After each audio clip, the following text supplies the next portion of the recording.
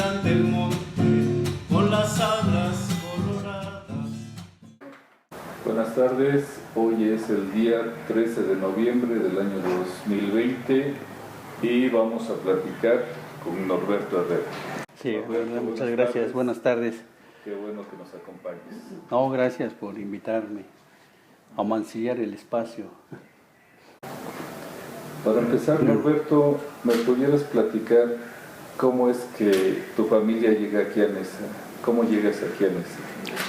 Sí, nosotros, mi familia es de Oaxaca, el estado de Oaxaca, de Huajuapan de León, lo que se conoce como la región de la Mixteca Baja, Entonces ellos emigran a la Ciudad de México, pues como todos, ¿no? En busca de, entre comillas, mejores oportunidades para seguir viviendo, ¿no? En la búsqueda de trabajo principalmente, ¿no? Ellos llegan en el 58 aquí. Llegaron a la Ciudad de México en 1958. En 1961 llegan a Ciudad Nezahualcóyotl. Simple y sencillamente que mi papá andaba en busca de trabajo.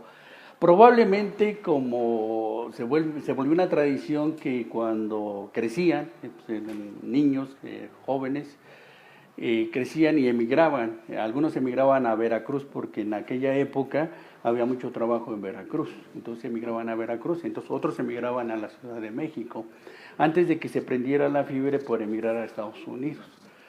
Porque también se aprendió. En la actualidad esto es lo que pasa normalmente con mucha gente del pueblo donde yo soy, que apenas jóvenes, apenas salen de la primaria, de la secundaria, y ya buscan la forma de emigrar hacia Estados Unidos, ¿no? Entonces, ese fue lo que le pasó a mi padre particularmente. Pues al final de cuentas él llevaba la batuta, ¿no?, de la casa. Y dice, bueno, nos vamos para México, y se vinieron a México.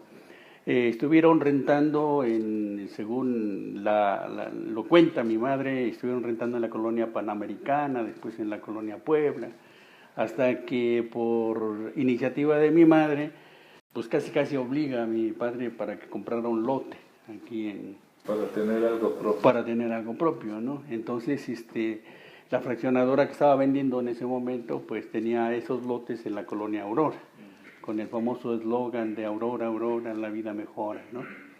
Entonces es como se adquiere un lote aquí en la Benito Juárez. Previamente, antes de llegar a la Benito Juárez, ellos estuvieron medio año en la colonia Raúl Romero, que ahí fue donde yo nací en la colonia Raúl Romero, ya me tocó nacer en Neza, en una época en que todavía pertenecíamos a Chimalhuacán. Entonces ahora yo no sé si soy de Neza, de Chimalhuacán o de Oaxaca, o de los tres lugares, ¿no? Yo nací en el 62 y ya después de que yo nací en la colonia Romero, pues ya llegué a Dos Arbolitos, pero ya tenía mi papá el lote, Entonces la primera construcción que hicieron fue un cuartito de lámina de cartón. Cuentan que los tabiques los pegaron con el mismo lodo, con el mismo fango, ¿no?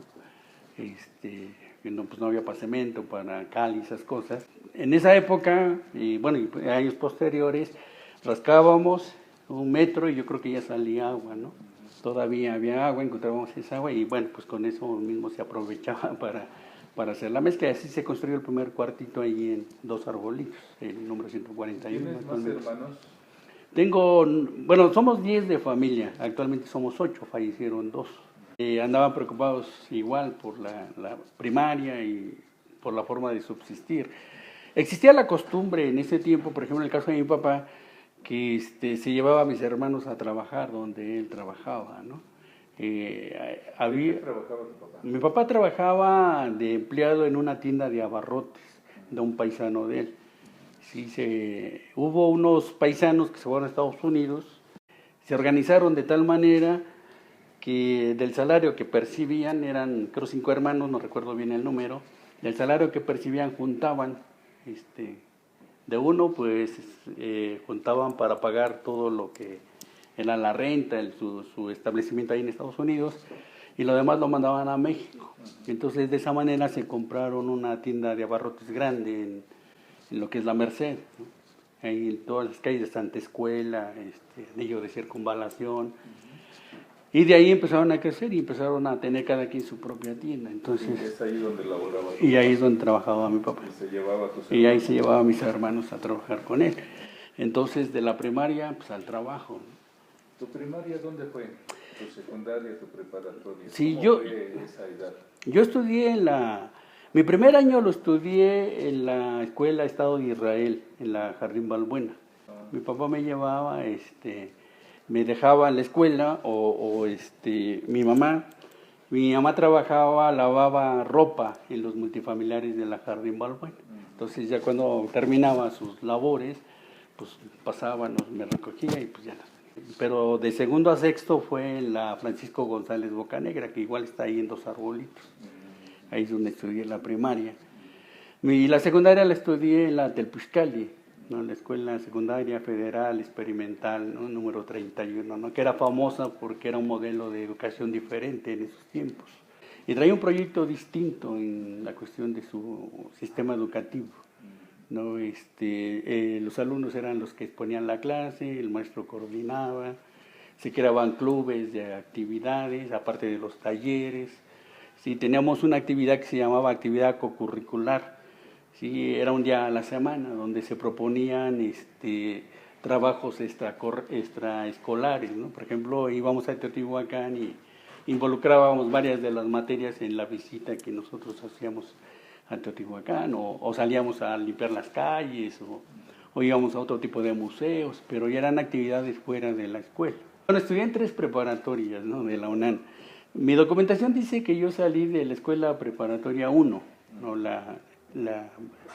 Cuando yo ingresé a la preparatoria en el centro, en la Ciudad de México, lo que es el Zócalo, ahí se encontraba en la calle de San Ildefonso. La preparatoria 1 era en la mañana y la preparatoria 3 era en la noche. Yo ingresé a la preparatoria 3 porque me permitía el horario, yo trabajaba, en ese tiempo trabajaba yo de obrero. ¿A los cuántos años empezaste a trabajar? Pues desde pequeño, porque vendía chicles, vendía paletas. Entonces, pues, es un trabajo no formal, pero es un trabajo, ¿no? Se asoleaba uno, ¿no? Y el polvo y todas estas cuestiones. Entonces, normalmente en lo que hoy es el pluricultural, esos eran llanos, era un llano, había campos de fútbol ahí. Y yo acudía ahí a esa zona a vender mis chicles o a vender mis paletas, ¿no? Incluso donde se estableció después la Telpuxcali era también un llano donde había una constructora en esos años, en 70 más o menos, 72, 74. Y allá acudíamos a vender mi hermano y yo naranja partida, ¿no? Partías la naranja, le echabas chilito piquín y la vendías, ¿no? Íbamos con la carretilla, ¿no? A vender. Entonces, esa era la labor que yo realizaba. Ya cuando ingresé a la preparatoria, yo ya trabajaba de obrero, trabajaba en una fábrica ahí en Rojo Gómez. Una fábrica, hacíamos remolques y asientos para tractores, era lo que más se dedicaba a la fábrica. Tuve la fortuna de que el patrón me daba la oportunidad de salir a las 4 de la tarde y pues, en ese tiempo llegaba yo a las 5 a la prepa y a San Ildefonso. Y bueno, ya tomaba mis clases de 5 a 10, por eso se le llamaba turno nocturno, por el horario que tenía. Entonces, cuando yo terminé el primer año de prepa, que para efectos de la universidad es el cuarto año, porque se seguía primero, segundo, tercero de secundaria, trabajas a cuarto. Cuando yo termino el cuarto año, cuando me apunté al quinto, me dicen que me habían mandado hasta Xochimilco, a la prepa 1. Y pues, ¿dónde? A mí ya no me daba la oportunidad de llegar hasta Xochimilco. Entonces empezamos un movimiento de protesta, pues no se nos daba, ¿no? Protesta de rebeldía porque si yo era de la prepa 3, ¿por qué fue que me mandaron a la 1, ¿no? La explicación que me daban que era para respetarme mi horario. Bueno, pues sí, me respetas mi horario, pero a mí ya no me queda. Yo trabajo aquí en la Agrícola Oriental y pues no me da tiempo de llegar a Xochimilco. Entonces fue creciendo el movimiento porque muchos de los compañeros estaban en la misma situación. Al final de cuentas yo creo que la mayoría de los que íbamos a la prepa nocturna éramos trabajadores. Y entonces nos dieron una oportunidad de que escogiéramos otra prepa. Dice, bueno, a la prepa 3 ya no los podemos regresar, no quieres estar en la 1 a la que te asignamos, pues te damos la oportunidad de otra preparatoria. Y entonces me asignaron la prepa 2, que era un poquito más cerca y creo que era más difícil hasta la fecha entrar a la preparatoria 2, aquí en Apatlaco y Tezontle. Entonces yo fue como ingresé a la prepa 2 y ahí terminé, hice quinto y sexto año. Nosotros teníamos una vocación, digo nosotros pues, hablando de mis hermanos, y yo de que lo que ganaba pues le compartías a mi mamá, pues, ¿no? Pero ya no era de que tu mamá te tuviera que comprar el cuaderno o el libro. No, ya a la edad en la preparatoria ya no, en la secundaria todavía. Ahí, a pesar de que pues sí trabajábamos de alguna manera, sí, todavía en la secundaria pues sí nos llegaba a comprar un libro, el pago de la colegiatura, y cuestiones, el uniforme, ¿no? Que sí, siempre ha sido obligatorio. Ahí sí, pero ya en la preparatoria pues ya no. En la universidad ingresé a la ENEP Aragón a estudiar la carrera de Derecho. Sí, estuve estudiando 4 semestres en la carrera de Derecho. Cuando entré al quinto tomé la decisión de no seguir esa carrera, no, porque pues encontraba muchas cuestiones no lógicas, ¿no? Yo tenía una idea, traíamos ideas como revolucionarias en ese tiempo, ¿no? Traíamos ideas de protesta, de rebeldía, ¿no? Cuando entro a la carrera de Derecho me doy cuenta que pues todo se va por la vía chueca, ¿no? O sea, el derecho existe, pero en el documento, en el librito, ¿no? Tenía un precio. Sí, todo tiene un precio, al final de cuentas. Y entonces yo siempre tuve la intención de estudiar letras, ¿no? Realmente esa era mi aspiración, haberme metido a la Facultad de Filosofía y Letras. Pero cuando yo trabajaba en la fábrica, el patrón fue el primero que me desalientó, ¿no? Porque me dice, no, pues te vas a morir de hambre, ¿no? Esa carrera, pues, no vas a pasar de ser maestrito. ¿Platicabas tú con el patrón? Sí, sí, sí. Sí, de vez en cuando, ¿no? Porque no siempre estaba el patrón, siempre había un encargado, pero cuando él estaba sí teníamos esa familiaridad de platicar. Y entonces él fue el primero que me desalentó de estudiar filosofía o meterme a letras, ¿no? A letras clásicas o letras españolas, qué sé yo, no sé, no tenía algo definido todavía. Lo que sí es que quería entrar a la facultad, ¿no? Pero entonces, a falta de esa orientación vocacional, ves los reflejos, ¿no? Mi maestro que me daba español en la secundaria era licenciado en Derecho, ¿no? El maestro Fernando Flores Medrano, ¿no? Famoso el maestro. Luego, 2 de los maestros que me dieron literatura, tanto iberoamericana como literatura universal en la preparatoria, creo que ese es el camino, ¿no? Cuando estoy en la carrera me doy cuenta que no es cierto, ¿no? O sea, no tengo esa vocación, ¿no? Tan clara de desviarse, ¿no? Del derecho, ¿no? Entrarle más a la cuestión de la corrupción y cuestiones así, ¿no? Y dejas Derecho. Y dejé Derecho con la idea de volver a ingresar a otra carrera, ¿no? ¿Y qué carrera fue? Yo ingresé muchos años después, estudié contaduría. ¿Por qué muchos años después? Sí, porque yo dejé la escuela en el 84, la carrera la dejo en 84. Para ese tiempo yo trabajaba en la Secretaría de Hacienda y Crédito Público, ¿no? Entonces, en la Secretaría de Hacienda me empiezo a involucrar con cuestiones fiscales, con cuestiones no propiamente contables, sino más bien cuestiones de impuestos, ¿no? De alguna manera me gusta el trabajo, lo empiezo a entender, lo asimilo. ¿Ganabas bien? Pues no muy bien, pero sí ganaba, ¿no? O sea, al menos Ya no eras obrero. Ya no era obrero, ¿no? Y ganaba mucho más que siendo obrero, ¿no? Entonces, empezó a desarrollarme ya ahí en la Secretaría de Hacienda, ¿no? Sobre todo en el área fiscal, ¿no? Yo estuve a cargo de lo que se llamaba vigilancia y cumplimiento de obligaciones fiscales. Esa era la unidad en la que yo estaba a cargo en ese tiempo, antes de que surgiera el SAT. Mi idea era cambiarme de carrera, ¿no? Pero ¿cuándo vuelves otra vez a estudiar? En 2004 ingresé. Hasta 2004 ingreso otra vez a la facultad, hago mi examen. 20 años después. Sí. 20 años después. Sí. Y fue como jugando, ¿no? Porque yo traía en mi mente dentro de lograr familiarizarme con las cuestiones contables, porque, vuelvo a decir, en cuestiones fiscales, pues me las sabía, como se dice, ¿no? Sí. Pero me faltaba la otra parte, la parte contable, ¿no? Entonces yo me empecé a comprar libros de contabilidad para de manera autodidacta involucrarme con las cuestiones contables. Pero un día vendía yo monografía en las papelerías, me encontré una convocatoria en una papelería mientras esperaba yo para despacharle, para que me atendiera la clienta. Y entonces empecé a revisar la convocatoria y se me prendió, bueno, y si hago mi examen. Y llego a la casa y le digo a mi esposa, oye, ¿qué crees? Que a lo mejor voy a hacer un examen para ingresar a la carrera de contaduría, ¿no? Y fui, hice mi trámite, todavía se hacía en el imán, ahora ya se hace creo todo por internet. Pues guardé mi fichita y se me olvidó, ¿no? Faltando un día para el examen, me dice mi esposa, oye, ¿no que ibas a hacer examen para la universidad? Y digo, pues sí es cierto. Digo, pero yo creo que ya hasta se me pasó, ¿no? Empiezo a buscar la fichita y no era el día siguiente. Entonces voy, hago mi examen y pues que me quedo, ¿no? En la UNAM. En la UNAM. En la en la contaduría, en la Facultad de Contaduría y Administración de la UNAM, y ahí es donde hicimos la carrera de... ¿La terminaste? Sí. ¿Eres titular? Vamos a este otro espacio. Escribes poesía. Sí. ¿Y cómo viene esta situación de los números, ¿no?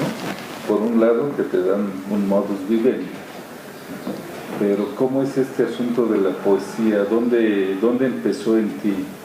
¿Cuándo llegó el momento en que dijiste, aquí está mi libro?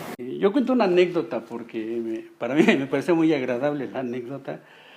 Cuento una anécdota de que yo cuando iba al 5º año de primaria, no sé por qué razones, desconozco, yo no le caía bien a mi maestro, ¿no? Que me daba 5º año, maestro Francisco, donde quiera que esté, ¿no? Un saludo.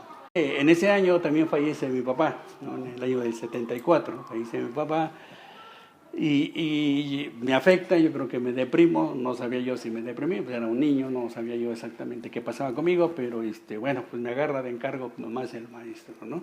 Yo pensaba que me iba a reprobar, ¿no? Bueno, pues yo creo que no la llevo, ¿no? Nos dejaba, por ejemplo, mapas, yo dibujaba mis mapitas, ¿no? Y los hacía yo tan bonitos que pues no le gustaban al maestro. Y siempre me tachaba que los había yo calcado, ¿no? Entonces pues eran taches todo el tiempo, ¿no? Pero realmente pues era porque algo pasó que no congeniamos, ¿no? Entonces cuando yo entro a 6º año de primaria, nos clasifican, ¿no? Dice, al A se van los mejores alumnos, ¿no? Los más aplicados, en el B pues se quedan los buenos, en el C los regulares y en el D pues los más burros, ¿no? Entonces había A, B, C, D y el Herrera, ¿no? O sea, ese ya no había alcanzado ningún otro lugar, ¿no? Entonces, pues dicen, bueno, no puede quedarse solo este individuo aquí, ¿no? Entonces vamos a mandarlo al D. Ahí pues me mandan con todos los más bajitos. Pero, pues la maestra empieza a notar, yo creo, ciertas habilidades, ciertas actitudes en mí y como que le empieza a poner énfasis, ¿no? En mi persona. Me dejaba tareas como especiales y pues yo se las resolvía y se las entregaba, se las explicaba y entonces pues, ya llega un momento que le dice a mi mamá, es que yo no entiendo por qué su hijo está en este grupo, ¿no? Debería de estar en aquel. Bueno, pues entonces empieza la maestra a dejarme trabajos, dice, oye, escríbeme un pensamiento sobre la primavera. Y entonces pues, yo escribía un pensamiento sobre la primavera, ¿no? Escribe un pensamiento sobre el verano, o un pensamiento porque ya se van a ir, ¿no? Un pensamiento de despedida, ¿no? Era parte de las tareas que me dejaba, vamos a llamarle entre comillas, especiales, hasta que una persona me dice, no, dice, lo que tú escribes es poesía, dice, eso es poesía. ¿Y copiabas algo? No, a veces pues se me venían pues las ideas. Cuando empecé ya a copiar o a tener cierta influencia fue en la secundaria, porque ya en la secundaria empezaba yo a leer a Neruda, desde el primer año de secundaria yo leía todos los libros de Neruda, ya los había leído, ¿no? Había leído a Manuel Escorza, a Guillén, a Otto René Castillo, a Roque Dalton, ¿no? O sea, puro poeta comunista, ¿no? Que de alguna manera pues, son los que me influencian, ¿no? En la cuestión de la poesía.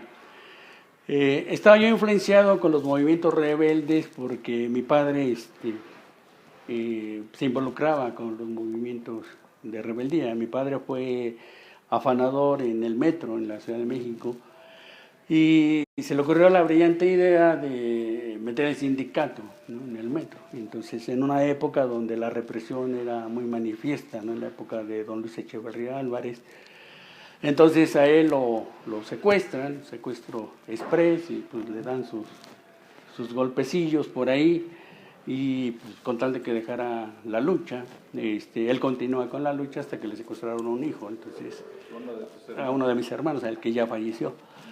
Entonces en ese momento pues es cuando él sí ya abandona la lucha, ¿no? Ya dobla las manos, como se dice, ¿no? Entonces, de esa manera estamos involucrados con estas cuestiones de pensamiento. ¿Hubo influencia de tu papá para pensar diferente? Para pensar distinto. A mí me gustaba mucho comprar la revista ¿Por qué?, ¿no? Que en ese tiempo salía cada semana, ¿no? De Miguel Meléndez, creo era el director. Entonces, a través de la revista ¿Por qué?, te empiezas a involucrar, empiezas a saber lo que está pasando, no solamente en México, pues, sino a nivel América Latina, ¿no? De alguna manera yo me involucro también con el pensamiento de Allende por la cuestión esta del golpe de Estado en el 73. Comentaba yo que yo en ese tiempo estaba yo viendo Simplemente María, me acuerdo muy bien, el 11 de septiembre del 73. No había programación en los canales oficiales, no sabemos, yo no sé por qué había programación ese día en la mañana. Suspenden la programación para pasar en vivo lo que estaba sucediendo en Chile, ¿no? El incendio del Palacio de la Moneda y todas estas cuestiones que se dieron, pues a mí me tocó verlo en directo a través de la televisión, ¿no? Entonces, ya cuando llegamos a la secundaria, pues empiezo a involucrar con la poesía de Neruda y las canciones de Víctor Jara y todas estas cuestiones. Y entonces ya empiezo a escribir yo también poesía con ese contenido, ¿no? Con ese contenido social. ¿Y cuándo es de que te da por decir, tengo material para un libro? Tuve la fortuna de que varios de mis poemas se usaban para la poesía coral aquí en Ciudad de Nezahualcóyotl. Nezahualcóyotl tuvo ese auge, ese fenómeno de la poesía coral durante muchos años, ¿no? Incluso había niveles en cuanto a la presentación, a la exposición de las poesías corales. Neza se distinguió por eso, ¿no? A nivel Estado de México, ¿no? Y sobre todo la Telpuzcali, ¿no? Hubo concursos de poesía coral donde pues era primero, segundo y tercer lugar la Telpuzcali, ¿no? Por el nivel que adquirían los grupos gracias pues, a los maestros que apoyaban, ¿no? Este movimiento de la poesía coral. Principalmente Fernando Flores Medrano, ¿no? Que fue uno de los promotores, el que le dio auge a la poesía. Hubo otros maestros, Betancourt, no me acuerdo cómo se llamaba el profe, ¿no? El maestro Chucho apenas tiene como 8 años que se jubiló, que también trabajaba mucho en la poesía coral en la Telpuzcali. Entonces yo tuve esa fortuna, ¿no? De que mis poemas se usaban para la poesía coral, ¿no? Entonces por lo menos cada año pues había más de 100, 200 alumnos que leían los poemas para poderlos presentar, ¿no? Entonces, yo no tuve esa oportunidad de publicar hasta años después. En 1985 es cuando me nace la primera idea de publicar algún material, y entonces empiezas a tocar puertas, ¿no? Empiezas a tocar puertas, pero te das cuenta que pues, ese no es el camino, porque algunas de las editoriales a las que vas, pues te dicen, no, pues es que escribirás bonito o medio escribirás bien, pero pues la poesía para nosotros no es negocio, ¿no? Bueno, qué bueno que te lo decían directamente, ¿no? Frente a mis ojos la mesa polillada y el papel amarillento, únicos indicios de la memoria compartida. Ayer, apenas niño y a la intemperie, de la mano de la madre y del miedo. Luego, un tumulto, sin comprender lo que pasaba.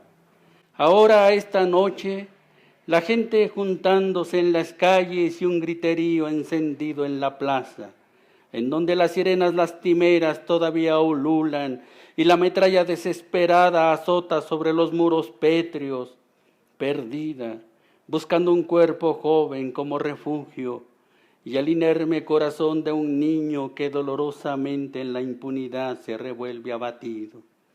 Aquella noche sigue siendo de noche. 40 años de perversidad en este país propicio, donde al menor asomo de la verdad suele multiplicarse la muerte. Esta noche y la semana, El 2 de octubre es el recuerdo para el consumo, solo noticia moda, radio televisiva y conjugada. 2019 me empiezo a involucrar, voy a hacer un poquito de la temática, me empiezo a involucrar con el pensamiento mixteco, ¿no? Anteriormente me involucré con las cuestiones nahuas, ¿no? Con las cuestiones de la doctrina y la filosofía de alguna manera secreta de la náhuatl. Empezó a estudiar algunas cosas, pero después surge, y bueno, si somos mixtecos, pues hay que identificarnos con nuestra propia cultura, con nuestra propia identidad, ¿no? Me empiezo a identificar con el pensamiento de los ancestros, entonces empiezo a escribir a los ancestros, y este es un poema dedicado a ellos, ¿sí? A los ñuñe, de los ñusabi, ¿no? Pueblo, la gente cálida del pueblo de la lluvia.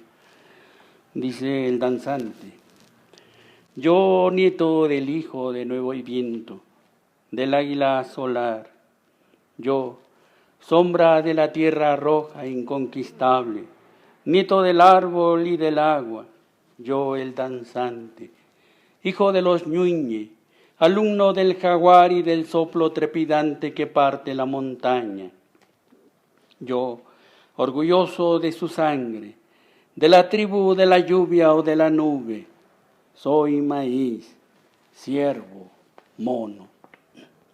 Me asomo por los poros de luz, pido permiso para entrar, para nacer en la caverna oscura y recibir un nombre que provenga del agua. Avísale a Ñuita Tunumi, señora y dueña mía, dueña de la flor y el canto, señora terrestre, abuela del alba. Avísale que he venido.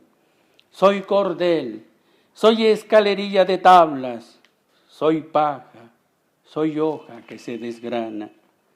Este hombre descalzo que está naciendo ahora es solo un muchito que se arrastra hacia adelante con sus pasos gustosos. He venido voluntariamente. ¿Acaso es un mensajero, solo un ñu, aprendiz menesteroso en busca del pan y la armonía? Ve entonces a decirle a la diosa y a su señorío que ha venido el danzante, que el árbol de leche ya estuvo aquí en medio de la noche y el murciélago que ha soplado en el joyel del viento, que está haciendo cantar al madero y ha metido el canto de las aves en el seno del carrizo. Pronto lo escucho. El ayo obediente se acerca con sonoras sandalias de lluvia. Lo envió acá nuestra madre, nuestro padre, y trae un cesto de granos de fertilidad nueva. La abuela viene detrás de él. Con sus ojos mojados en lágrimas me lava los pies. Me ofrece pasar a su casa, pero yo nada comprendo. Intento hablar, pero solo balbuceo medias palabras. Me pone su señal en la frente. Veo en la primavera. Me veo en las aguas como en un espejo. Entonces de mí se apodera la locura. Un huracán. Me arrojo a la bolsa del tlacuache, me arrojo al remolino de la nube serpiente, me arrojo al movimiento de los cuatro rumbos del mundo. Soy todos los movimientos, soy hormiga, soy ala de colibrí, cadencia de venado, soy la parvada de cisnes en vuelo, sopilote que limpia las entrañas, soy humo de copal, corazón de montaña sagrada. Soy la flor de jaguar que abre su corola, soy croar de rana atalaya, soy el sonido del éxtasis que vuelve, soy el mono que danza. Norberto, regresémonos en el tiempo, como si pudiéramos, hacia la década de los 80. Estás estudiando Derecho, de repente decides no estudiar Derecho, estás trabajando en la Secretaría de Hacienda y Crédito Público. Tú has estado escribiendo, quieres seguir escribiendo. Pero para escribir se necesita una técnica, se necesita compartir documentos, como ves este escrito que hice, se necesita la crítica de lo que se está escribiendo. ¿Cómo de alguna forma caminaste por esta vertiente de ir mejorando tu escritura? Yo creo que con el trabajo, yo nunca tomé un curso de poesía ni asistí a talleres, ¿no?, de poesía, ¿no? Yo ahora sí que escribía conforme a mi pensamiento, y conforme va pasando el tiempo, bueno, tratas de escribir de alguna manera mejor. Uno mismo se vuelve juez de su propia obra, de su propio material, ¿no? Entonces, hay poemas que, por ejemplo, yo escribía en el 80, en el 85, y después los lees y dices, bueno, ¿cómo pude haber escrito esto? ¿No? Te vuelves juez en ese sentido. Dices, no, pues esto no me gusta, ¿no? Pero hay poemas que dices, bueno, este estaba interesante, ¿no? Pero yo creo que aquí es el oficio de uno mismo, ¿no? La mayoría, bueno, pues acude a talleres, ¿no? Yo jamás fui a talleres, ¿no? Pertenezco a Poetas en Construcción hace 2 años, de hace 2 años para acá, ¿no? Hemos tallereado poco realmente, ¿no? En estos 2 años que he estado con Poetas en Construcción, pero hacia atrás, no, jamás fui a un taller, no. Lo único que yo hacía a veces, por ejemplo, en el caso cuando iba a la secundaria, yo le presentaba mis poemas al maestro Fernando Flores, ¿no? Y él decía, oye, está re bueno, esto pues, no me gusta, ¿no? Puedes cambiar esto, no sé, te daba alguna idea, ¿no? Pero nada más en ese lapso. Me pasa lo mismo en la preparatoria como con mis maestros de español, yo les presentaba lo que hacía, ¿no? Pero los maestros de español, pues de la prepa, pues ellos nunca me dijeron, no, pues vas bien, este sí me gusta, este no me gusta, ¿no? Entonces lo dejan a la deriva, o quedé a la deriva en ese sentido, pero sí sabías que hay talleres, algunos que pagas, otros gratuitos, en la universidad, en el claustro de Sor Juana. ¿Sí sabías que hay talleres? En esos tiempos no. Yo andaba en otros, mi pensamiento se ocupaba del trabajo, pues, trabajábamos, vas a la escuela, tareas, y había, vamos a llamarle otro vicio que yo tenía, que era jugar fútbol, ¿no? Entonces dedicas sábados y domingos, en los pequeños tiempos que tienes, pues, para jugar fútbol, ¿no? El sábado normalmente en la cascarita de la cuadra, ¿no? Y los domingos pues ya te involucrabas. Bueno, yo me involucré en equipos de fútbol, ¿no? Y eso era pues parte de mi transcurrir, ¿no? O sea, nunca... Pero así como en el equipo llanero, terminabas de jugar y te ibas a ver el partido de Real Madrid en esos entonces con Hugo Sánchez. Pero de alguna forma no se te daba la intención de buscar esta situación académica para la escritura. Sí, y no me pasó, ¿no? Y fíjate que sacas a colación esto de ver los partidos de fútbol, porque también te das cuenta cómo se mueve un defensa, ¿no?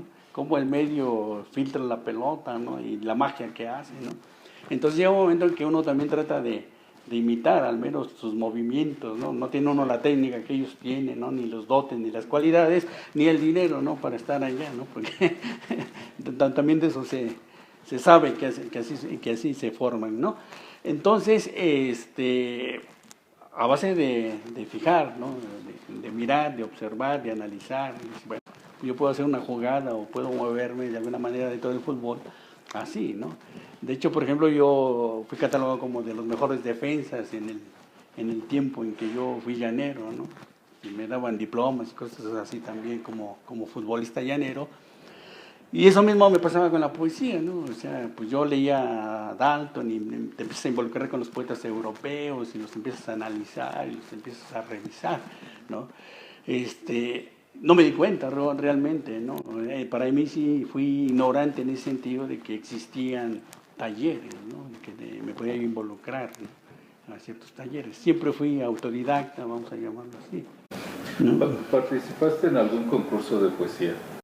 De declamación participaba yo constantemente, ¿no? Pero de escritura no. En el primer concurso que participé y que quedé decepcionado con todas las letras fue en un concurso que organizó el honorable Ayuntamiento de Ciudad Nezahualcóyotl. No recuerdo el tiempo, si fue Resulta que organizaron un concurso de poesía, la Comisión de Cultura, que estaba a cargo de Rebollo, Antonio Rebollo, y Entonces organizan un concurso donde ya el premio está dado, ¿no? Ajá. No, ya el premio ya se dio, ya nomás organizan pues para justificar, ¿no? Y legitimar el concurso. Fue el único concurso al que yo participé, en el que yo he participado de poesía, ¿no?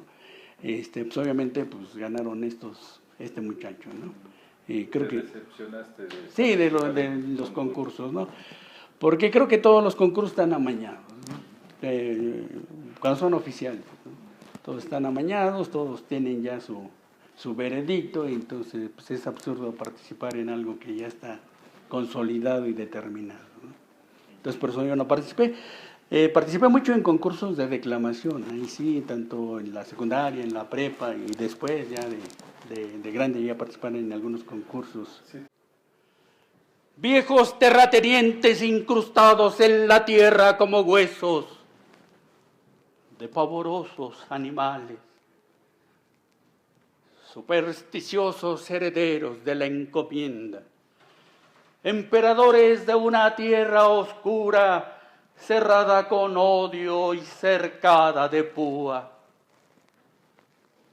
Entre los cercos del estambre el ser humano fue ahogado. El niño fue enterrado vivo. Se le negó el pan y la letra. Se le marcó como inquilino. Se le condenó a los corrales. Pobre peón infortunado, entre las arpas amarrado a la no existencia, a la sombra de praderías salvajes. Sin libro fuiste carne inerme, y luego insensato esqueleto, comprado de una vida a otra, rechazado en la puerta blanca, sin más amor que una guitarra desgarradora en su tristeza, y el baile apenas encendido como una ráfaga mojada. Pero no solo fue en los campos la herida del hombre. Más lejos, más cerca, más hondo clavaron. En la ciudad junto al palacio creció el conventillo leproso, pululante de porquería con su acusadora gangrena.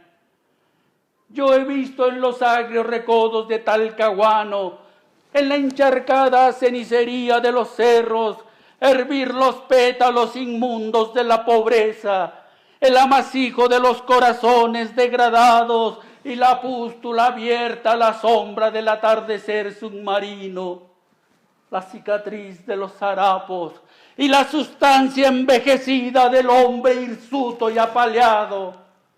Yo entré a las casas profundas como cuevas, húmedas de ratas y de sal podrida. Vi arrastrarse seres hambrientos, oscuridades desdentadas que trataban de sonreírme a través del aire maldito. Me atravesaron los dolores de mi pueblo. Se me enredaron como alambrados en el alma. Salí a gritar por los caminos, salí a llorar envuelto en humo, toqué las puertas y me hirieron como cuchillos espinosos. Llamé a los rostros impasibles que antes adoré como estrellas y me mostraron su vacío.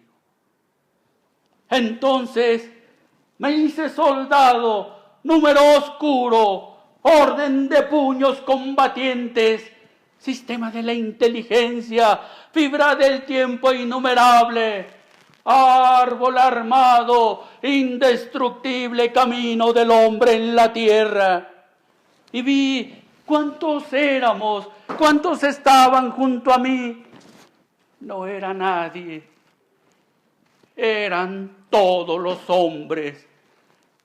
No tenían rostro, eran pueblo, eran metal,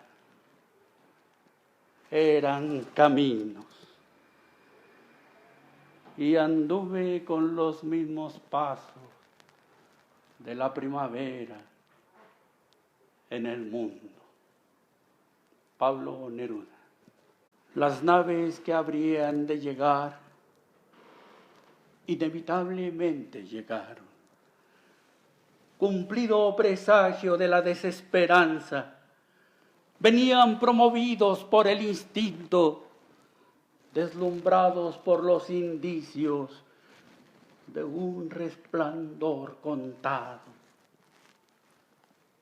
Flaca sabiduría de pactar con lo desconocido, impulsada por un viento de hambre furiosa. Analfabetos tenidos a sí mismos como cristianos, conquistadores sorprendidos en alguna tarde de luna caña ante la magia tangible de una ciudad empantanada. Pero lo que habría de suceder ya había sucedido. Traídos de la espuma desde el Guayaucatlán, prófugos de su natal oscuridad, de su miseria entrampada entre los siglos, vinieron con sus dotes de ceremonial salvaje a civilizarnos la ignorancia, con una espada y una cruz como banderas, con la certeza infinita de una tierra conquistada para regir solitariamente, inmóvil y plana. Y nos inundaron de escalofríos, derramaron la suciedad del día de sus manos sobre el suelo virginal en que pisaron, nos trajeron sus navíos, sus capitanes de lancia, sus caballeros risueños de ojo desorbitado por una piedra dorada. Pero el vaticinio próximo ya era derrota consumada. Y nos trajeron la perversidad ensoberbecedora del clérigo, mono con aureola, castellanos idólatras y rapaces, empuñando un dios de palo que ni siquiera comprendieron, el dios blanco, barbudo, príncipe que ya era nuestro. Y en un rito de ultraje, el gran inquisidor politeísta cristiano clavó su credo, pero la historia que se escribía ya estaba dicha. Con esa noble manera de develarse el alma, con esas bondades con que nos ungieron, sin el heraldo acostumbrado para la víspera, tiñeron de rojo las aguas de jade, y nuestros cantos y nuestras flores se derrumbaron para darle paso a la noche. Y como se tenía previsto, con tinta negra borraron la hermandad de nuestro linaje, quebrantaron el equilibrio del habitante de Anáhuac, incendiaron con manos fuego de su márraga los soles de nuestro origen. Rota quedó, irrestañable, la historia piedra del universo, y se quedó vacío nuestro corazón como si imitase los templos ateridos. Si al menos nos hubieran dejado la manera inédita del lenguaje, forma ignorante que conoce y alma el movimiento eterno celeste. Si al menos nos hubieran dejado la locura de armonizarse al agua, la tierra, el fuego y el aire. Nos hubieran dejado tan siquiera la vieja costumbre de ser serpiente, secreto heredado de las estrellas. Pero lo que habría de suceder, águila que cae, ya había caído. Norberto, para escribir poesía, ¿no seguiste ahí el camino normal de ir a la facultad, estudiar literatura y ponerte a escribir? Para declamar, ¿cuál fue tu camino? Sí, para declamar igual me sucede en la primaria, y con la maestra que platiqué que puso mucho énfasis en mi persona. Iba a haber un concurso de declamación en la primaria y bueno, pues ya me había anotado, ¿no?, que yo iba a participar. Entonces me pide que me aprenda yo un poema. En ese tiempo, pues los libros eran interesantes. A mí me había tocado libros en blanco y negro donde venían unos poemas maravillosos. Ya Nicolás Guillén, por ejemplo, hay un poema que me gusta que se llama La guitarra, que ya aparecía en esos libros. Después vuelve a aparecer en los libros ya a color. Empiezo a escoger de los poemas que vienen en los libros de texto, pero de repente se me apareció el disco de José de Molina, ¿no? Se llamaba Se Acabó, disco de Se Acabó, donde venía un poema que se llama Sin yugos ni cadenas. Entonces me aprendo Sin yugos ni cadenas.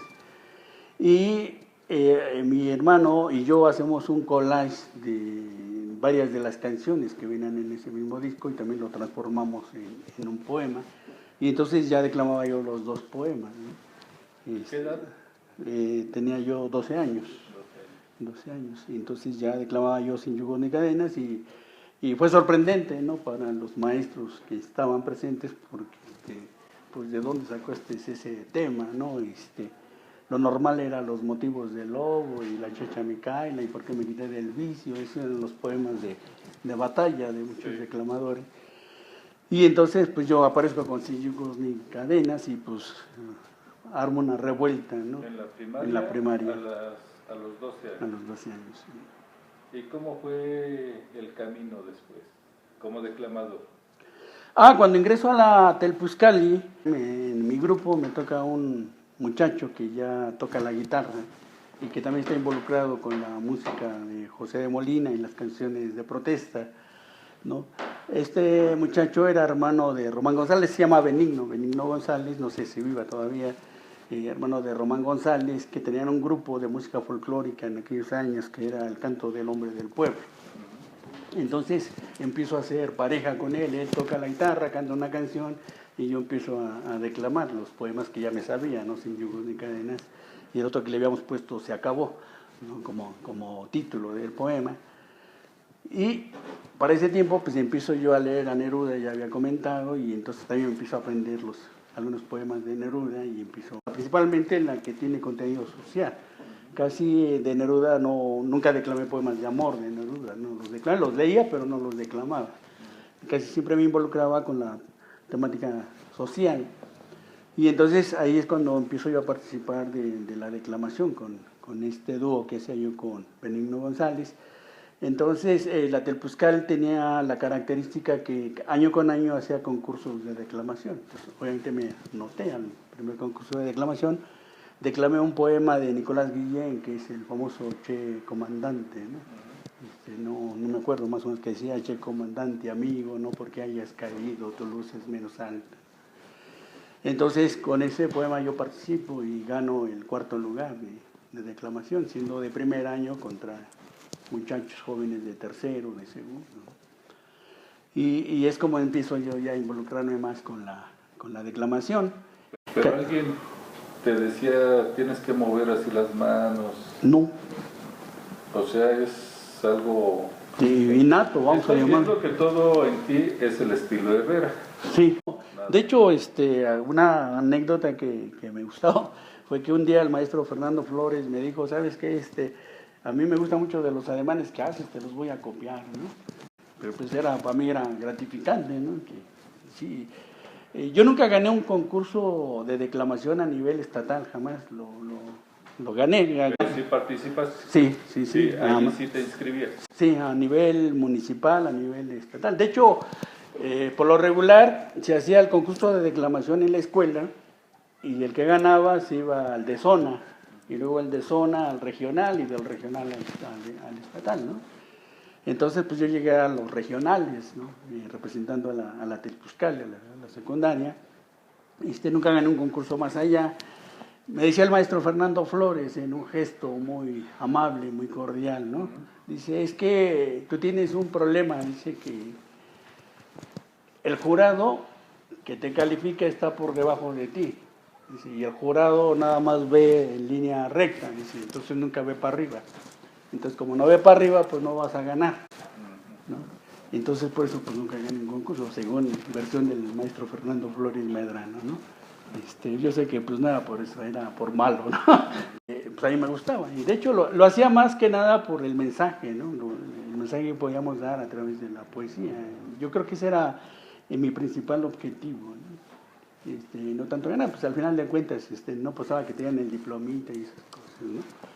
Pero era bonito, ¿no? Era bonito participar. Con el maestro Fernando Flores Medrano tuve la oportunidad de recorrer muchos centros culturales, ¿no? Declamando, muchas escuelas declamando. Incluso me llegó a llevar a la logia del Valle de México, ahí fui a declamar. Ahí declamé un poema mío, ¿no? En la logia del Valle de México. Entonces, es una de las experiencias más emocionantes como declamador, porque cuando yo termino de declamar, pues obviamente la gente empieza a aplaudir, ¿no? Entonces yo me bajo del estrado y la gente sigue aplaudiendo. Yo siempre tuve la costumbre de sentarme hasta atrás, en las aulas de clase, en los auditorios, yo siempre me sentaba hasta atrás, entonces mi lugar estaba hasta atrás, ahí en la logia del Valle de México. Entonces hice todo el recorrido por el pasillo y pues, la gente me seguía aplaudiendo, ¿no? Llegué, me senté y los aplausos no cesaban. Llegó una personita y me dijo, es que la gente quiere que regreses. Entonces me vuelvo a parar de mi lugar y otra vez vuelvo a cruzar todo el pasillo y pues más aplausos, ¿no? Entonces pues sí, fue una experiencia para mí pues muy bonita, ¿no? Platícame otra como esas, ya sea escribiendo o declamando. Pues así, con esa intensidad, pues no. Pero igual de grata para ti. Cuando fui a concursar igual en declamación, fui a concursar, era un regional en la secundaria 14, creo que se llamaba, me acuerdo, creo 14 acá por, no sé si era La Reforma, La Floresta, ya no me acuerdo qué colonia es. Igual fui a participar, de hecho ahí participé con este poema que declamé de Neruda, Las tierras y los hombres, ¿no? Y de la misma manera, o sea, pues todo el mundo me aplaudía. Algunos maestros me decían que si les daba yo el texto, le digo, bueno, pues es de Neruda, está en el libro del canto general, pero bueno, pues aquí traigo una copia, pues yo la dejaba, ¿no? Y fue emocionante de esa manera, ¿no? ¿Alguna vez hiciste algo como esto que hiciste con los masones, pero que lo hayas hecho con un público de obreros? Allí cuando trabajabas, por ejemplo. No, cuando trabajaba en la fábrica, pues no, difícilmente a la gente se involucra con estas cuestiones de la literatura. El obrero normalmente está más apegado a que funcione bien la máquina, ¿no? Ahí tuve una experiencia muy bonita cuando trabajaba de obrero, fue porque en la época de Navidad dijeron que íbamos a entrarle a un concurso de intercambio de regalos. Bueno, pues, te ves limitado en cuanto al presupuesto y esas cosas, apenas si ganas, ¿no? Para pasajes para el trabajo y pasajes para la escuela, ¿no? Entonces sí, le entramos porque de alguna manera lo habían institucionalizado obligatorio, ¿no? Participar del intercambio de regalos. Para mí la experiencia que es agradable es que el regalo que a mí me dieron fue una dotación de libros, de 5 libros de Juan José Arreola. Pues yo estaba encantado, ¿no? Con el regalo que me dieron, porque pues la mayoría eran perfumitos y cosas así, ¿no? Entonces, de alguna manera especial, pues sí, me brindan algo que a mí me gustaba y que me sigue gustando, y tengo la colección todavía, ¿no? Guardada en la casa. Entonces, también esa es una anécdota para mí bonita. Tengo una anécdota donde una vez un vecino, sabían que a mí me gustaba mucho la poesía, que me gustaban los concursos de declamación y los de poesía coral. Me salgo tantito de tema porque una vez otro vecino me dice, oye, ¿y por qué vas a los concursos de declamación? ¿Qué te gana la poesía coral? Yo creo que te vas a la Telpuzcal y estás en los concursos, pues ¿qué ganas, no? Bueno, pues es lo mismo tú que vas al fútbol a ver al América y ves a 22 personitas pateando el mismo balón, pues ¿cuál es el gusto, no? El encuentro, ¿no? Alguna satisfacción se le debe de tener, así me pasa a mí, ¿no? A mí me gusta ir a ver pues, lo que hacen, cómo lo hacen, y pues me llena, me nutre de alguna manera, ¿no? Bueno, esa es una. La otra anécdota es que llega un muchacho y me dice, oye, ¿qué crees, Herrera? Porque igual en mi calle me dicen Herrera, ¿no? ¿Qué es, Herrera? Dice que vamos a entrarle a un concurso de declamación, de poesía coral. Dice, y a mí me dieron un poema bien chingón. Dice, mira, aquí te lo traigo. Y ya me lo enseña en su cuaderno. No, digo, es que ese poema yo lo escribí. Uy, dice, yo pensé que lo había escrito alguien chingón. Claro. Es difícil tener estos materiales, el que te los publiquen, el que tú los hayas publicado. Es el mismo camino que han seguido muchos escritores de NESA, la autofinanciación. Sí, yo creo que la gran mayoría, a veces, por ejemplo, hemos corrido con suerte, ¿no? Algunos, no todos corren la misma suerte, pero algunos hemos corrido con suerte. Por ejemplo, este libro es una coparticipación económica entre Arturo Ortiz y yo. Arturo Ortiz del Centro Regional de Cultura. Él me ayudó a publicar 50% en la cuestión de la aportación, ¿no? Entonces he corrido con suerte. Tú sabes, también es un patrocinio de Arturo Ortiz Negrete. Pues más con el Centro Mexiquense de Cultura, ¿no? El proyecto Descompuesto fue personal, ya fue más a través del Centro Regional de Cultura y el Instituto Mexiquense de Cultura. Este otro libro pues es una antología de los poetas en construcción, pues aquí cooperamos todos. Es una invitación de Valadís, de Francisco Valadís y Yosio, a participar en jornadas del pensamiento, lo cual agradezco. Y se publicó Flor del Silencio a través de ese proyecto, ese programa. Pues, he corrido con suerte, como verás, ¿no? De que no totalmente los he financiado. Yo tengo otro libro por aquí, un ensayo. Sí, me costó toda la publicación, la inversión económica, me tocó a mí, ahí sí no hubo ningún tipo de patrocinio. ¿Cuánto te costó? ¿Cuánto pagaste? De ese pagué 26,000 pesos en el 2011. 26,000 pesos en el 2011 que sacaste de tu bolsa. Sí. Y dijiste, hágase el libro. Más aparte todo el... Sí, el trabajo, la investigación, la redacción. ¿Cuánto tiempo te llevó? Pues no sé, habría que calcular unos 8 o 9 años probablemente, ¿no? 8 años. Al principio porque te involucras con ciertos pensamientos, ciertas ideologías que te llaman la atención y entonces empiezas a investigar, quieres saber, quieres aprender. Nunca mi idea fue escribir, ¿no? Al principio era aprender, conocer, saber, y entonces empiezas a investigar, empiezas a leer, ¿no? A leer todo tipo de material que te llega, ¿no?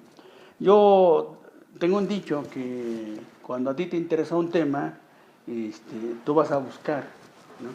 Pero llega un momento en que el tema te busca a ti, ¿no? Llega un momento en que el libro te busca a ti, ¿no? ¿Hablas alguna lengua? No, estoy tratando de aprender el idioma mixteco en la actualidad. No, desafortunadamente no, ya no, ni mis papás ni mi abuelo. Una de mis abuelas sí, pero mis abuelos no, y los otros. Entonces sí, no tuve esa oportunidad. Ahora me ha nacido la intención de aprender el idioma. ¿Tienes hijos? Sí, tengo 3. ¿Qué estudian ellos? Derecho, 2 de ellos estudian Derecho. Ellos sí van a terminar Derecho. Sí, porque ellos sí andan bien gustosos con su carrera, ¿no? Con su carrera. Tengo una hija, ella es contadora. ¿Alguno de ellos le da por escribir? No. ¿Por declamar? A mi hijo, el grande, le dio un tiempo por declamar. Incluso declamaba en náhuatl, ¿no? Él de que empezó a declamar en náhuatl, pero llega un momento en que dice, no, esto no es mío, ¿no? Yo voy por otras cosas, ¿no? ¿Alguno de tus hijos le dio por la situación cultural? No, tiene sus chispas, sus destellos, ¿no? Mi hijo de repente agarra la quena y se pone a tocar la quena, ¿no? Pero ya muy por allá, ¿no? Igual el mismo que te comento que declama, ¿no? Que realmente no, como gusto, como afición, pues no. Esto que hizo el maestro Medrano por muchos niños, de mostrarles un camino aparte de la escuela, ¿te gustaría hacerlo? ¿Lo has hecho? No con tanta dedicación como él, ¿no? Yo creo que él tenía la oportunidad porque los tenía ahí, ¿no? Tenía los grupos y pues veía quién se interesaba, ¿no? Entonces lo hacía de esa manera, ¿no? Nosotros, pues, si estuviéramos dentro del magisterio, a lo mejor ya lo estuviéramos haciendo, ¿no? Sí lo hemos llegado a hacer, pues cuando nos invitan, que que ve con a las primarias, a ciertos tallercitos que luego forman con los niños, y pues vamos, yo donde me invitan, si tengo tiempo, pues yo voy, ¿no? Siempre tratamos de tener esa disponibilidad de ir a donde nos inviten, ¿no? Entonces, por ejemplo, yo para leer poesía, pues la calle misma es un espacio para hacerlo, ¿no? Entonces he estado en escuelas primarias, secundarias, universidades, centros culturales, casas de cultura, ¿no? La calle, pues donde se abra un espacio para ir a leer, pues vamos, leemos o declamamos, porque bueno, que ya tenía muchos años que no lo hacía, ¿no? Ahorita no sé cómo lo hice, pero... Norberto, si yo te dijera, te voy a dar 3 regalos para que ahorita saliendo vayas a Palacio Municipal y los entregues, ¿qué regalos me pedirías para llevar al Palacio Municipal y entregárselos a la ciudad? Algo que siempre tenemos que darle a la ciudad es amor, eso inevitablemente, ¿no? Entonces, yo creo que es uno de los regalos más maravillosos, porque al momento en que das el amor, ese mismo amor vuelve a ti, entonces se vuelve como la famosa red de Indra, donde todos estamos conectados, ¿no? Entonces, es importante que la gente también aprenda, ¿no? Que todos nos movemos a través de la cuestión del amor, y el amor nos mueve, ¿no? El amor nos hace, el amor nos da vida, ¿no? Eso es lo que siempre también buscamos, ¿no? Al menos yo creo que muchas de las personas que estamos aquí involucradas en todas estas cuestiones culturales, eso es lo que nos mueve y eso es lo que nosotros participamos. Libros, ¿no? Hay que darle libros a la gente, ¿no? A veces yo tengo esa mala costumbre de decir que a veces también se vuelve un desperdicio el regalarle a la gente, ¿no? Porque la gente pues no le gusta leer, ¿no? Entonces primeramente hay que involucrarla en la cuestión de la lectura, ¿no? Que es bien difícil, ¿no? Seguimos soñando, ¿no? Pero seguimos trabajando, ¿no? La gente difícilmente le gusta leer, es poco atractivo, pero sin embargo hay que seguirlo haciendo. Pero siempre hay algunos por allí que sí, claro. en 5 años de primaria dicen, no, pues aquí está mi texto, ¿no? Sí. ¿De dónde lo sacaste? No, pues yo lo hice. ¿Y el tercero? No, bueno, pues daríamos la amistad misma, ¿no? Daríamos la presencia misma, ¿no? El poder compartir el tiempo, ¿no? con nuestra gente, ¿no? Vamos a decir de que lo bueno existe, pero también existe lo malo. ¿Tú qué agarrarías y así como veíamos a Superman en las caricaturas de nuestros tiempos, que llegaba y limpiaba la ciudad y hacía muchas cosas Superman? ¿Tú qué quitarías de la ciudad? Lo principal, yo le quitaría la basura. Trataría de que nuestras banquetas estuvieran más ordenadas y han vuelto un excusado para perros, ¿no? No sé si todas las ciudades sean así, pero al menos Ciudad es así.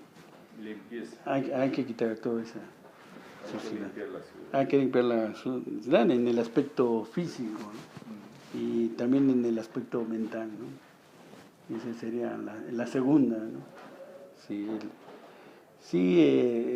tenemos una ciudad de contrastes, ¿no? Donde habemos los que queremos que haya cosas positivas, cosas buenas, porque sí lo queremos, pero hay muchos que no las quieren, ¿no? Entonces también esa sería la segunda, ¿no? Una limpieza mental, ¿no? Una limpieza del alma, ¿no? Y la tercera, pues hay que quitar el coyote, ¿no? El coyote de Sebastián. Norberto, si esta grabación que estamos haciendo la veo un niño de 12 años que está terminando su primaria, en el año 2063, cuando esta ciudad cumpla 100 años, ¿qué le dirías a ese niño que tendría que hacer? ¿Qué le recomendarías que hiciera ese niño de 12 años? Que continuara con la labor del mejoramiento espiritual, ¿no? Nosotros, parte de los culturales, estamos desarrollando ese trabajo, ¿no? De tratar de conectarnos con las cuestiones espirituales, el desarrollo espiritual, para ser mejores, ¿no? Para tener otro mundo distinto, ¿no? Al menos en el caso mío, así es, así lo manifiesto, tanto en mis poemas como en la forma de actuar. Y entonces yo le recomendaría a los niños eso, ¿no? Que sigan en la trascendencia de la búsqueda y del contacto con el espíritu, porque es importante para tener un mundo mejor.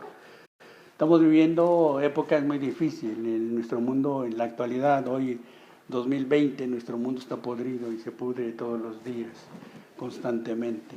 Y unos pocos somos los que queremos todavía darle esa sanidad a nuestro mundo, no solamente a Ciudad Nezahualcóyotl, en el mundo, ¿no? De alguna manera lo pequeño va hacia lo grande y viceversa, lo grande hacia lo pequeño. Entonces a los niños pues continúen con nuestra labor. Norberto, muchas gracias por haber estado No, pues al contrario, gracias con nosotros. por la invitación. Algo que se haya quedado allí que quieras expresar. Tengo un poema que quisiera leer. Tengo un poema de los años 80, un poema dedicado también a mi ciudad. Yo siempre he dicho que amo mi ciudad. Aquí tuve todo, aquí nací, tuve la vida, aquí tuve mis sueños, mi educación, tuve a mis padres, tengo a mis hijos, tengo a mi esposa. Entonces, para mí Ciudad Nezahualcóyotl pues es todo. Entonces, escribimos un poema para recordar las vicisitudes también que tuvimos en aquellos años. Este poema se llama Esbozo y configuración de mi ciudad. Al final del poema habla de las auroras. Hago precisamente referencia a las colonias de las auroras, porque lo que hoy es la colonia Benito Juárez, pues estaba dividida en muchas auroras, ¿no? Segunda sección, tercera, Aurora Oriente, Aurora Sur, etc., ¿no? La noche y los amigos me renacen el recuerdo crónico de lo que yo, tú y varios de nosotros con la unción de la miseria compartimos. Hijos venideros de alguna peregrinación, sin Dios chupamirto zurdo, sin presagios ni señal prometida. Astillas enterradas de tajo en el recién secado y cuarteado suelo, para fundar con otras células inesperadas la estación que mitigara el cansancio de los sin casa. De aquí somos, aquí nacimos, en esta geografía inhóspita que emergió del lago. Aquí edificamos con lodo y salitre el sitio que nos llevó a ser sedentarios pobres. Anclas angustiadas en tiempo de tolvaneras, hormigas con aguantadores a cuestas, cubetas inermes a los torrentes de Tlaloc. Aquí nos inventamos juegos con las charcas súbitamente paridas, húmedas, invadidas de ajolotes, y pululamos las calles con la cascarita, con el pie descalzo y el lodo podrido. Aquí adheridos a la intemperie hicimos de las piedras tendederos para los harapos, filas multitudinarias en espera del petróleo de los quinqués y las estufas, mendigos del pan y la letra, televidentes de 20 centavos la hora. Aquí estamos, de aquí somos, yo, tú y varios de nosotros llegados a tiempo para grabar esa estampa cotidiana de la infancia, esbozo de esta gran ciudad, ahora transformada, con lluvia ácida, nubes negras y primaveras descompuestas. De aquí somos, de esta gran ciudad surcada de avenidas, impregnada de monumentos, de edificios públicos como enjambres de codicia loca, de ejércitos de tranzas. De aquí somos, de esta gran ciudad de los contrastes, con muchachas y muchachos resueltos a cumplir el devenir, cultivando una primavera nueva. Aquí estamos, circunscritos a esta tierra ajena de profecías, atormentada por su propia suerte. Ciudad amada y mía, ciudad encontrada que nos envuelve a todos, paraíso transitorio en que habito, sobreviviendo al compás del remolino de la vida, de las auroras. Muchas gracias.